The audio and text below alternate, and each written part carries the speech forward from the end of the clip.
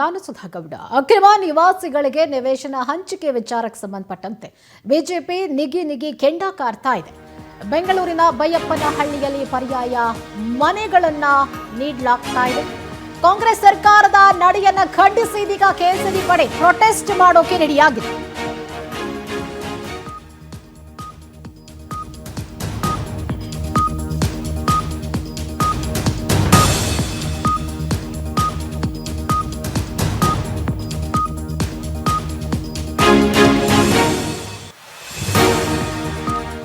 ಅಕ್ರಮ ನಿವಾಸಿಗಳಿಗೆ ನಿವೇಶನ ಹಂಚಿಕೆ ವಿಚಾರಕ್ಕೆ ಸಂಬಂಧಪಟ್ಟಂತೆ ಬಿಜೆಪಿ ನಾಯಕರು ಕೆಂಡ ಕಾರ್ತಿದ್ದಾರೆ. ಬೆಂಗಳೂರಿನ ಬೈಯಪ್ಪನಹಳ್ಳಿಯಲ್ಲಿ ಪರ್ಯಾಯವಾಗಿ ಮನೆ ವ್ಯವಸ್ಥೆಗಳಾಗ್ತಾ ಇದೆ. ಈ ಸರ್ಕಾರದ ನಡೆಯನ್ನ ಖಂಡಿಸಿ ಕೇಸರಿ ಪಡೆ ಪ್ರೊಟೆಸ್ಟ್ ಮಾಡ್ತಾ ಇದೆ. ಕೇವಲ ಕೋಗಿಲನ್ನ ಉಳಿಸಿ ಅಂತ ಮಾತ್ರ ನಾವು ಹೋರಾಟ ಮಾಡ್ತಾ ಇಲ್ಲ, ಕರ್ನಾಟಕವನ್ನ ಉಳಿಸಿ ಅಂತ ಹೇಳಿ ನಾವು ಪ್ರೊಟೆಸ್ಟ್ ಮಾಡ್ತಾ ಇರೋದು. ಕರ್ನಾಟಕ ಉಳಿಸಿ ಅಂತ ಬಿಜೆಪಿ ನಾಯಕರು ಹೋರಾಟಕ್ಕಿಳಿದಿದ್ದಾರೆ. ಕಾಂಗ್ರೆಸ್ ಸರ್ಕಾರ ಬಡವರಿಗೆ ಮೋಸ ಮಾಡಿ ಅಧಿಕಾರಕ್ಕೆ ಬಂದಿದೆ. ಕಾಂಗ್ರೆಸ್ ಸರ್ಕಾರದ ವಿರುದ್ಧ ಬಿಜೆಪಿ ನಾಯಕರು ವಾಗ್ದಾಳಿ ನಡೆಸಿದ್ದಾರೆ. ಅಕ್ರಮ ನಿವಾಸಿಗಳಿಗೆ ನಿವೇಶನ ಹಂಚಿಕೆ ವಿಚಾರಕ್ಕೆ ಸಂಬಂಧಪಟ್ಟಂತೆ ಕಾಂಗ್ರೆಸ್ ಸರ್ಕಾರದ ವಿರುದ್ಧ ಬಿಜೆಪಿ ನಾಯಕರು ಕೆಂಡ ಕಾರ್ತಿದ್ದಾರೆ. ರಾಜಕೀಯದಲ್ಲಿ ಬಹಳ ದೊಡ್ಡ ಮಟ್ಟದಲ್ಲಿ ಸಂಚಲನವನ್ನ ಸೃಷ್ಟಿ ಮಾಡಿರುವಂತದ್ದು ಈ ಕೋಗಿಲು ಅಕ್ರಮ ನಿವಾಸಿಗಳ ಪ್ರಕರಣ. ನೋಡಿ, ಬಿಜೆಪಿ ನಾಯಕರು ಪ್ರೊಟೆಸ್ಟ್ ಮಾಡ್ತಿದ್ದಾರೆ. ಕೇವಲ ಕೋಗಿಲು ವಿಚಾರಕ್ಕಲ್ಲ, ಕರ್ನಾಟಕ ಉಳಿಸಿ ಅಂತ ಹೇಳಿ ನಾವು ಪ್ರೊಟೆಸ್ಟ್ ಮಾಡ್ತಾ ಇದ್ದೀವಿ.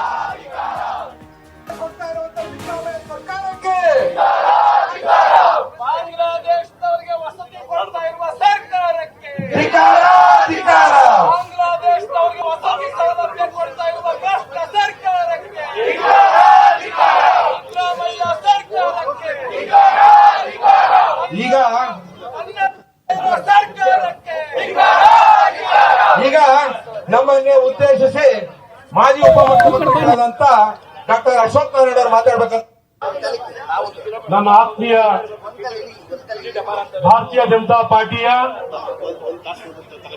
ಕಾರ್ಯಕರ್ತ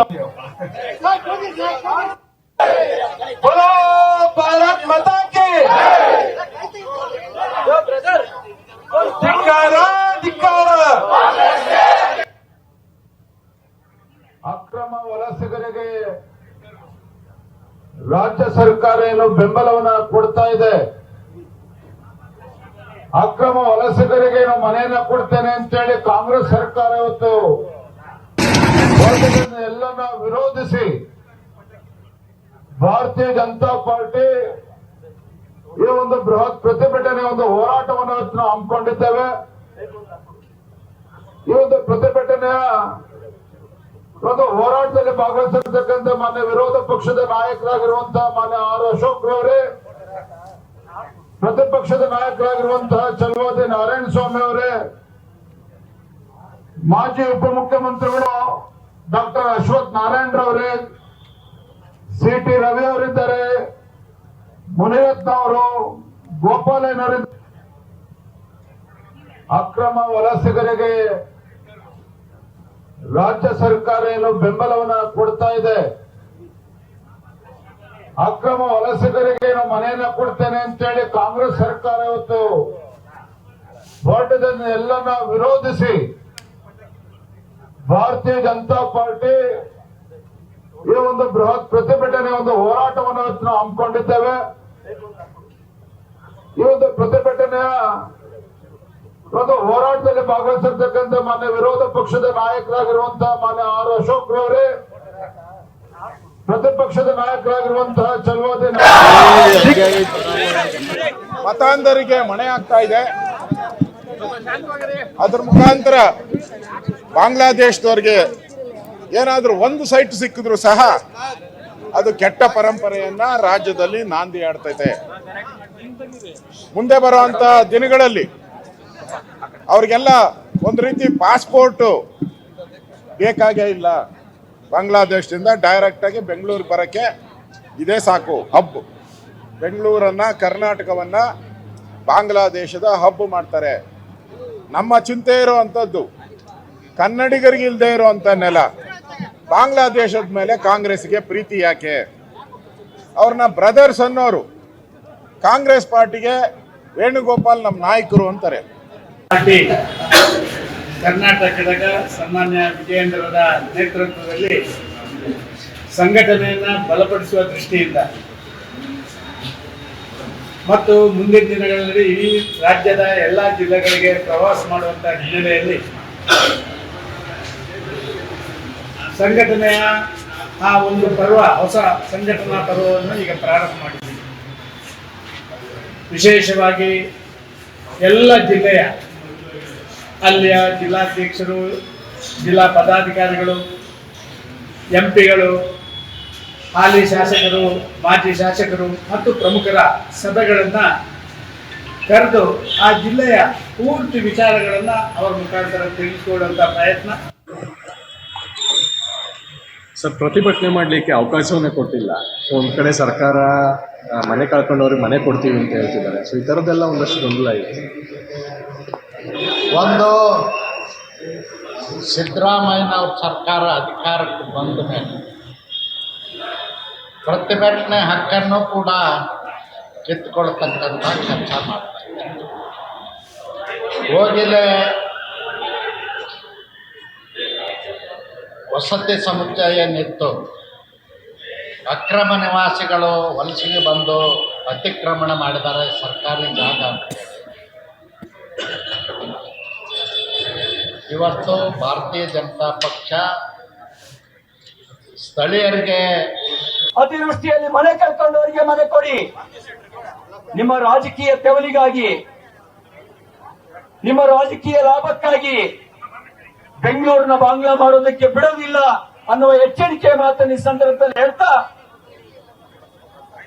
ಈ ನಮ್ಮ ಹೋರಾಟ ಬೆಂಗಳೂರಿನ ಜನರ ಪರವಾಗಿ, ಈ ನಮ್ಮ ಹೋರಾಟ ಕರ್ನಾಟಕವನ್ನ ಮತ್ತು ಭಾರತವನ್ನ ಉಳಿಸೋ ಸಲುವಾಗಿ, ನಮ್ಮ ಈ ಹೋರಾಟ ಕರ್ನಾಟಕದಲ್ಲಿರ್ತಕ್ಕಂಥ ನಿಜವಾದ ಬಡವರಿಗೆ ಮನೆ ಕೊಡಬೇಕು ಅಂತ ಹೇಳಿ, ನಿಜವಾದ ಬಡವರಿಗೆ ಮನೆ ಕೊಡಬೇಕು ಅಂತ ಹೇಳಿ, ನೀವು ಕರ್ನಾಟಕದ ನಿಜವಾದ ಬಡವರಿಗೆ ಮನೆ ಕೊಡದೆ, ಕನ್ನಡಿಗರಿಗೆ ಮನೆ ಕೊಡದೆ, ನಿಮ್ಮ ರಾಜಕೀಯ ತೆವಲಿಗಾಗಿ, ರಾಜಕೀಯ ಲಾಭಕ್ಕಾಗಿ ನೀವೇನಾದ್ರೂ ಬಾಂಗ್ಲಾದೇಶದವರಿಗೆ ಮನೆ ಕೊಟ್ರೆ ನಿಮ್ಮನ್ನ ಮನೆ ಖಾಲಿ ಮಾಡಿಸುವುದವರೆಗೆ ನಮ್ಮ ಹೋರಾಟವನ್ನು ಮುಂದುವರಿಸ್ತೇವೆ ಅಂತಕ್ಕಂಥ ಮಾತಿನ ಈ ಸಂದರ್ಭದಲ್ಲಿ ಹೇಳಿ ನನ್ನ ಪಕ್ಕದಲ್ಲಿ ಇರ್ತಕ್ಕಂಥದ್ದು, ಅದ್ರ ಪಕ್ಕದ ಸರ್ವೆ ನಂಬರ್ ನಮ್ದೇ ಶ್ರೀನಿವಾಸಪುರ.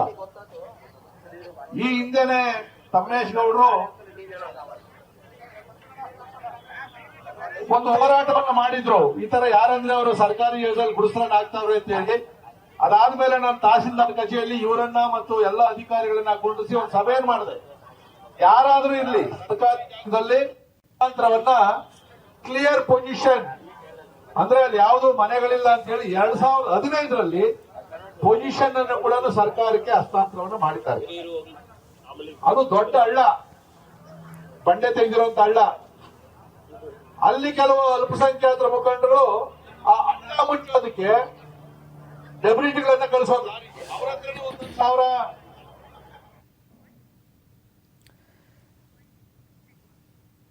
ಎಸ್, ಬಿಜೆಪಿ ಪ್ರೊಟೆಸ್ಟ್ ಬಗ್ಗೆ ಮತ್ತಷ್ಟು ಡೀಟೇಲ್ಸ್ ಕೊಡ್ತಾರೆ ನಮ್ಮ ರಿಪೋರ್ಟರ್ ರೇಣುಕಾ ದೂರವಾಣಿ ಸಂಪರ್ಕದಲ್ಲಿದ್ದಾರೆ. ಎಸ್ ರೇಣುಕಾ, ಕೋಗಿಲು ಲೇಔಟ್ ಅಕ್ರಮ ನಿವಾಸಿಗಳಿಗೆ ಮನೆ ಕೊಟ್ಟಿರುವಂತಹ ವಿಚಾರ ರಾಜಕೀಯದಲ್ಲಿ ಬಹಳ ದೊಡ್ಡ ಮಟ್ಟದ ಸಂಚಲನವನ್ನು ಸೃಷ್ಟಿ ಮಾಡಿರೋದು.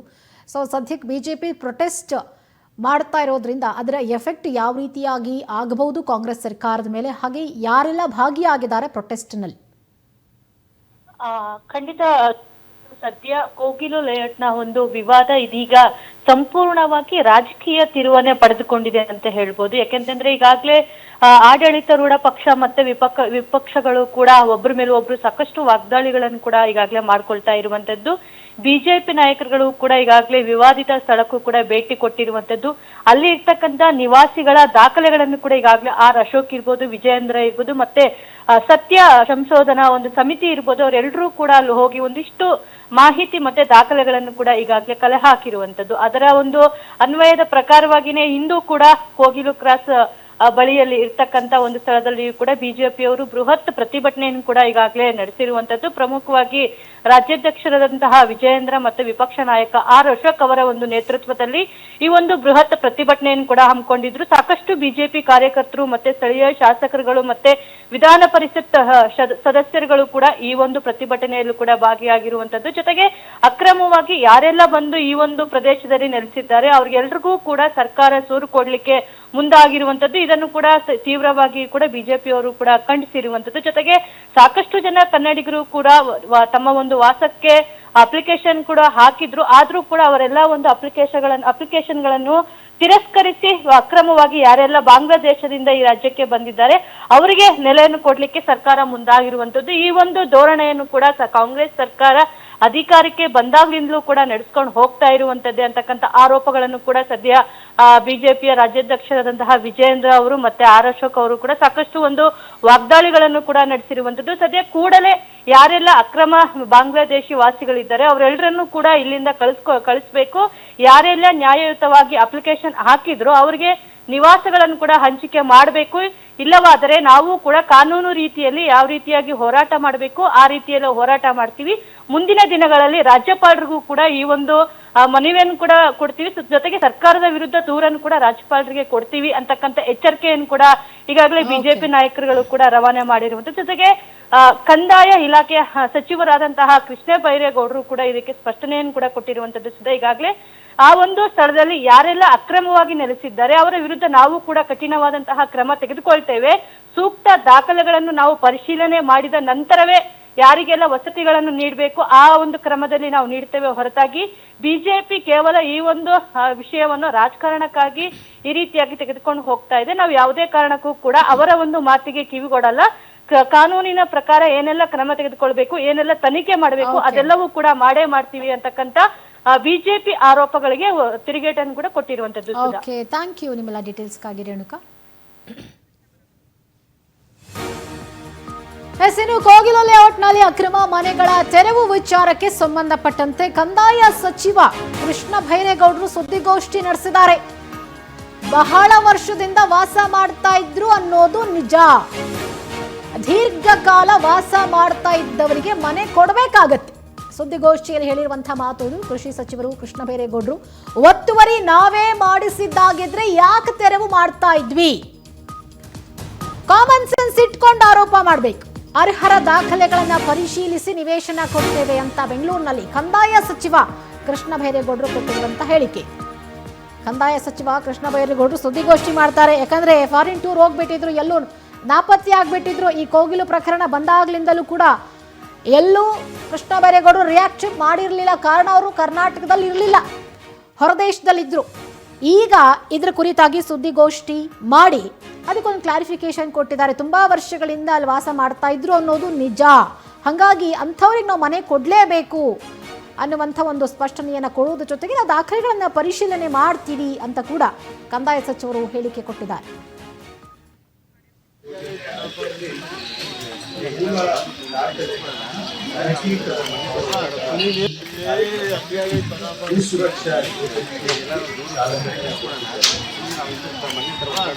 ನಾವು ಭೂಸುರಕ್ಷಾ ಹೋದ ವರ್ಷ ಜಾನ್ವರಿಯಲ್ಲಿ ಆರಂಭ ಮಾಡಿ ರಾಜ್ಯದ 240 ತಾಲೂಕುಗಳಲ್ಲಿ ತಾಲೂಕು ಕಚೇರಿಗಳಲ್ಲಿ ಮೂಲ ದಾಖಲೆಗಳ ಸರಳೀಕರಣ ನಡೆದಿದೆ. 240